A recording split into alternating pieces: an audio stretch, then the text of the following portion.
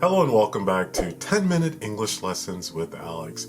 I know it has been a long time since we made these videos, and to my students from level 3-4, I really do miss you guys. I hope you're studying English every day.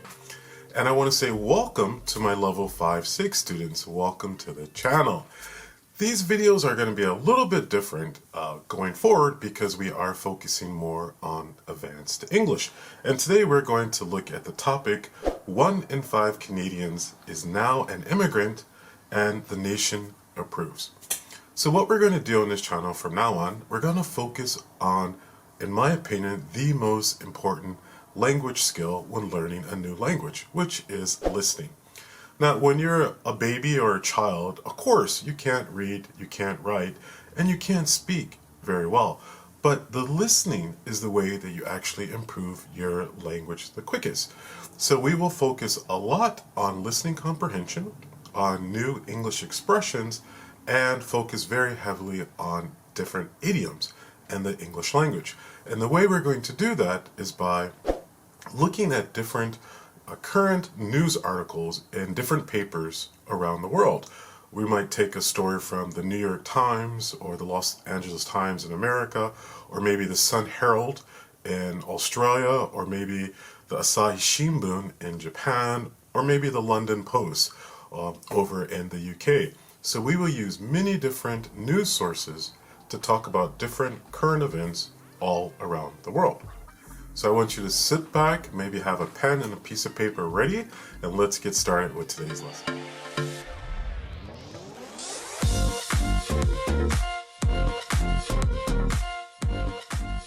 Okay, let's get started with the lesson. Again, the topic of this article is 1 in 5 Canadians is now an immigrant and the nation approves. This is actually an article out of the New York Times by an author named Ian Austin.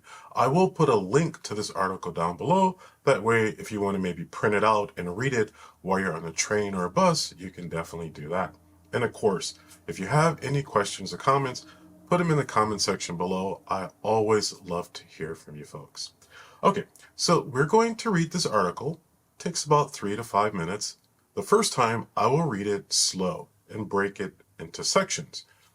I will pay very heavy attention on intonation and pronunciation. The second time, I will read the same article, but I will read it a little bit faster, and I will pull out those special expressions and special idioms that you might not be familiar with and explain it a little bit better. But of course, if you have any questions, maybe there might be something that's not clear, please put them in the comments below. I'll be more than happy to answer your questions. Okay, let's get started.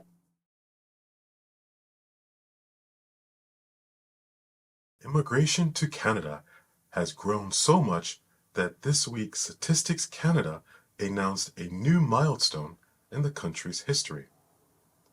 A wave of immigration so large that it has exceeded even the country's 2 previous largest waves. It's bigger than the one that resulted from the aggressive promotion of European settlement on indigenous land on the prairies during the early 20th century, and bigger than the one that took place after World War II when a wave of immigrants reshaped urban Canada. And according to polling data, most Canadians like it that way, though more tension over immigration could be on the horizon. At a time when immigration has become an increasingly divisive political issue in many Western countries, particularly the United States, indications are that most Canadians are welcoming newcomers even as their number rise.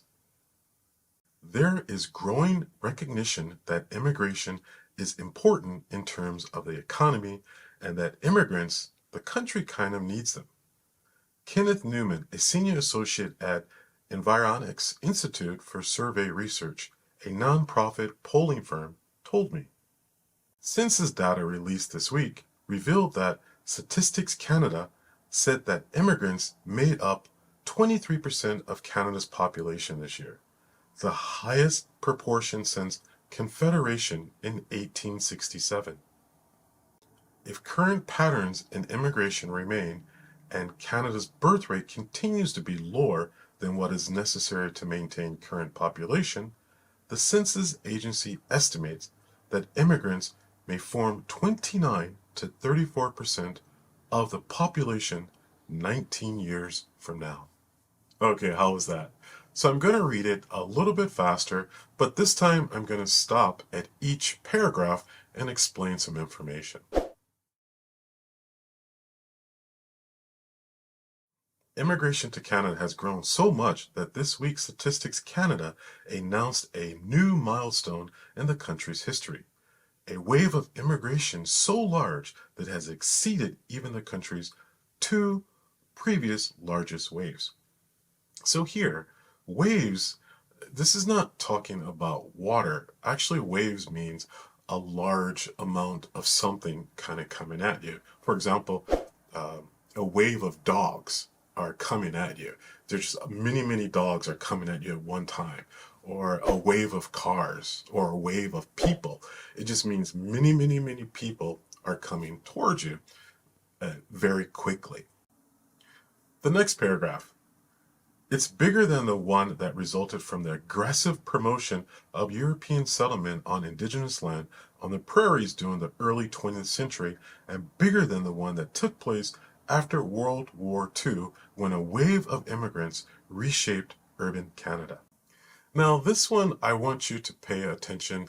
There's a word that we use in English called euphemism. Now, euphemism is a term that means there might be a bad word that you don't want to use, so you try to find a more gentle, a more soft word to replace it. For example, you don't want to ask somebody, when did your mom die? Because die is kind of a negative word. So a euphemism for die might be pass away. So a lot of times in newspapers, they don't want to use negative words, so they'll use a lot of euphemisms. And the one euphemism that I really want you to pay attention to is this one right here, aggressive promotion. Now, aggressive promotion means to take by force. So basically, the European settlement or settlers or the people from Europe, when they came to Canada, they took the land from the indigenous people by force. But in history books, they don't really want to use those negative terms. So the Europeans took by force. So they use euphemisms by saying aggressive promotion. You can also say, my partner went into my wallet and had an aggressive promotion on my credit cards or something like that, which means your partner took something from you by force. That's basically what it means. All right, let's move to the next paragraph. And according to polling data, most Canadians like it that way, though more tensions over immigration could be on the horizon. At a time when immigration has become an increasingly divisive political issue in many Western countries, particularly the United States, indications are that most Canadians are welcoming newcomers even as their number rise. Now the first one here, be on the horizon. Basically what that means coming soon. So you can say something like, the new James Bond movie is on the horizon, which means it will be coming soon. Or the new BMW is on the horizon.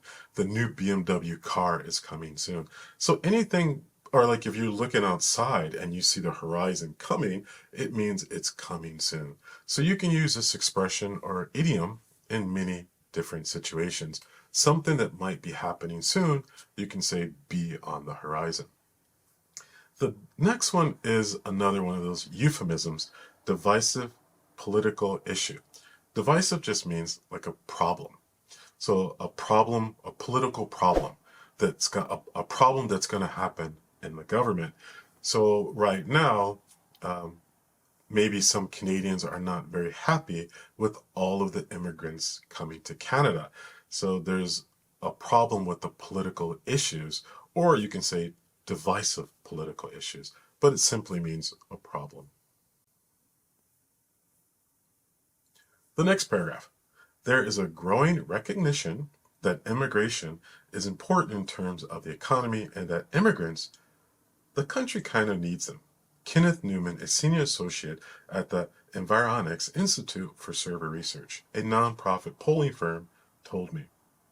So here, recognition, this just means basically understanding.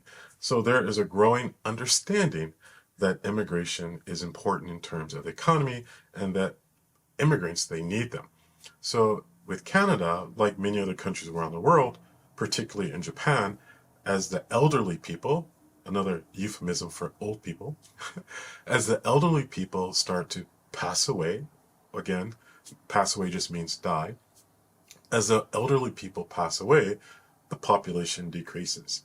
The younger people are having less babies, so the population is decreasing. So immigration is very important for the economic stability of the country. And the last paragraph here.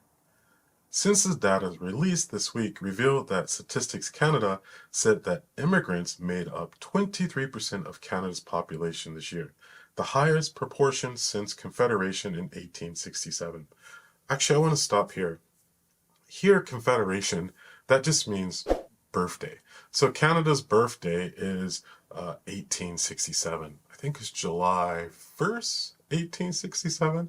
I know it is July and I know it is 1867, but the date, I'm forgetting. If you remember the date, please put it in the comment section below.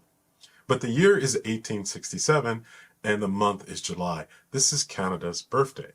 An example of the United States birthday or United States Confederation would be, I think it's very close, like July 4th, but it's 1776. So America is about 100 years before Canada, but their birth dates are kind of close as far as the month is concerned. But America 1776 and Canada about 100 years later, 1867. And the final part of this article, if current patterns in immigration remain and Canada's birth rate continues to be lower than what is necessary to maintain current population, the census agent estimates that immigrants may form 29 to 34% of the population 19 years from now. So if I had to summarize this whole article, I would think that it means that immigrants are very, very, very important to any country that has a dwindling population. Dwindling just means a population that is going down. Immigrants are very, very important to build your population, to build your economy. So what do you guys think? So this is what we're going to do from now on. Every Saturday, 12 noon, I will have a new article from different papers around the world. I will read them. I will pull out those idioms and special expressions and explain them to you. And I want to hear what you guys think. All right, until next time, aloha.